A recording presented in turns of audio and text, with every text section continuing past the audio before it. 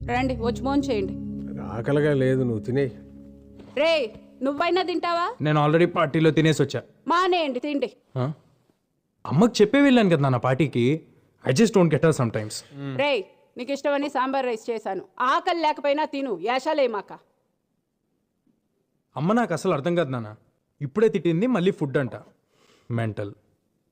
అమ్మలు అంతేరా, వెంటలే మనకు తిండి పెడతారు, మనతోనే తిట్లు తింటారు.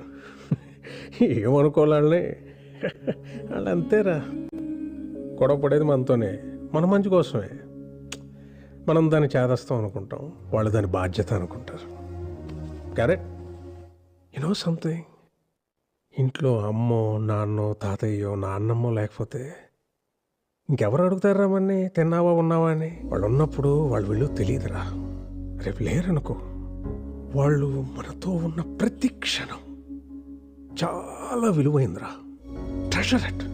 సారీ నాన్న, ఇందాక అమ్మ సడన్ గా తిట్టేసిందని. తిడతారా, పెద్దవాళ్ళు అన్నాక తిడతారు, పడతాం. ఏమైంది? ఈగో ఎందుకు మనకి? అన్నది మనవాళ్ళేగా, మన కోసమేగా. వాళ్ళు ఉన్నంత వరకేరా మన చిన్న పిల్లలు. వాళ్ళు పోతే మన బాల్యం కూడా వాళ్ళతో తీసుకుపోతారా.